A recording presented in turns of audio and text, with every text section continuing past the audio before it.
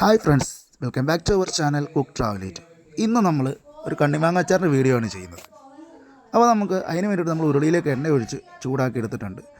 അത് കഴിഞ്ഞിട്ട് നമ്മൾ ആവശ്യത്തിന് മുളക് പൊടി, അതായത് ഒരു 10 കിലോത്തോളം മാങ്ങയുണ്ട്, അതിനൊരു 3/4 കിലോ മുളക് പൊടി നമ്മൾ ചേർക്കുകയാണ്. കാശ്മീരി മുളക് പൊടിയാണേ. അപ്പോൾ നമ്മുടെ ചാനൽ സബ്സ്ക്രൈബ് ചെയ്യാത്തവർ സമയത്തൊന്ന് സബ്സ്ക്രൈബ് ചെയ്ത് സപ്പോർട്ട് ചെയ്യണേ. നല്ലോണം ഇളക്കി എണ്ണയായിട്ട് യോജിപ്പിക്കുകയാണ്.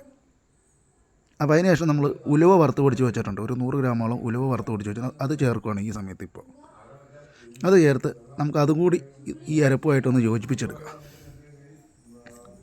അപ്പോൾ നമ്മൾ ഉലുവയിട്ട് നല്ലോണം ഇളക്കി കൊടുക്കുന്നുണ്ട്. ഉലുവയിട്ട് ഇളക്കിയതിന് ശേഷം നമ്മൾ കായപ്പൊടി, ഒരു 100 ഗ്രാം കായപ്പൊടി നമ്മളിപ്പോൾ ചേർക്കുന്നുണ്ട്. അതും നമുക്കിതുമായിട്ട് ഇളക്കി പിടിപ്പിക്കുക. അപ്പോൾ നമുക്ക് ഉപ്പിലിട്ട് 1 മാസം വെച്ചിരിക്കുന്ന മാങ്ങയായിരുന്നത്, ആ മാങ്ങ നമുക്ക് അരപ്പിലേക്ക് ചേർത്ത് കൊടുക്കുക. അരിപ്പിലേക്ക് ചേർത്ത് അപ്പോൾ നമുക്ക് പാത്രം ചെറുതായതുകൊണ്ട് ഒന്ന് പാത്രം മാറ്റിയിട്ടുണ്ട്. കുറച്ച് വെള്ളം കുറവായതുകൊണ്ട് നമ്മൾ കുറച്ച് ചൂടുവെള്ളം ആറിച്ച് ഇതിലേക്ക് ചേർത്തിട്ടുണ്ട്. ഇത് നന്നായിട്ടൊന്ന് ഇളക്കി കൊടുക്കുക. കടുക് ഇട്ട് കൊടുക്കുക. നമ്മളിത് ആവശ്യത്തിന് കടുക് ഇട്ട് കൊടുക്കുന്നു. അതും നല്ലോണം ഒന്ന് ഇളക്കി കൂട്ടുന്നു.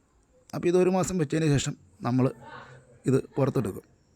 എന്നിട്ടാണ് നമ്മളിതിൻ്റെ ടേസ്റ്റും കാര്യങ്ങളൊക്കെ നോക്കുന്നത്. ശരിക്കും 3 മാസമാണ് വെക്കേണ്ടത്. പക്ഷേ നമുക്കിതിനോട് കൊതി കൂടുതലായതുകൊണ്ട് നമ്മൾ 1 മാസം കൊണ്ട് തന്നെ എടുത്തിട്ടോ. കാരണം എന്താ വെച്ചാൽ ഇടയ്ക്ക് അതിൻ്റെ അടുത്തേക്കൂടെ പോകുമ്പോൾ നല്ല മണവും കാര്യങ്ങളൊക്കെ ഉണ്ടായിരുന്നു. നമ്മളിവിടെ ഉപ്പ് പൊടി കുറവായതുകൊണ്ട് ഇത്തിരി ഉപ്പ് പൊടി ചേർത്തിട്ടുണ്ട്.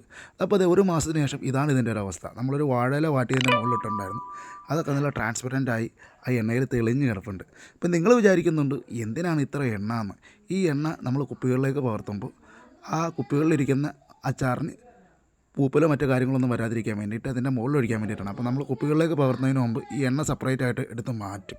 നല്ലോണം ഇളക്കി കൊടുത്ത് നമ്മൾ ഇനി എന്തെങ്കിലും ഉപ്പോ കാര്യങ്ങളോ എന്തെങ്കിലും കുറവുണ്ടെങ്കിലും നമ്മൾ ചേർക്കൂട്ടോ. ഇപ്പോൾ അത് നല്ലോണം ഇളക്കി കൊടുത്ത് നമുക്ക് കുറച്ച് ഗ്രേവി എടുക്കാം. ഗ്രേവി എടുത്തൊരു പാത്രത്തിലേക്ക് ഇട്ട് ഒന്ന് ടേസ്റ്റ് ചെയ്ത് നോക്കുക. കാര്യം ഇനി എന്തെങ്കിലും ഉപ്പോ കാര്യങ്ങളോ എന്തെങ്കിലും വേണമെന്ന് നോക്കണ്ടേ. ശരിക്കും ഇതൊരു 3 മാസം വെക്കുകയാണെങ്കിൽ കിടിലമാണ് കേട്ടോ. അപ്പോൾ നമ്മൾ ടേസ്റ്റൊക്കെ ചെയ്ത് നോക്കി, ഒരു കുഴപ്പമില്ല. അതിപ്പോൾ നമ്മുടെ ഗ്രേവിയുടെ മാങ്ങയുടെ ഒക്കെ പരുവം ഈ ഒരു ലെവലിലാണ്, നല്ല കട്ടി ഗ്രേവിയാണ്. അപ്പോൾ നമ്മൾ ഇത് കുപ്പിയിലേക്ക് പകർത്തുകയാണ്. അടുത്തൊരു വീഡിയോ കാണുന്നവരെ എല്ലാവർക്കും ബായ്.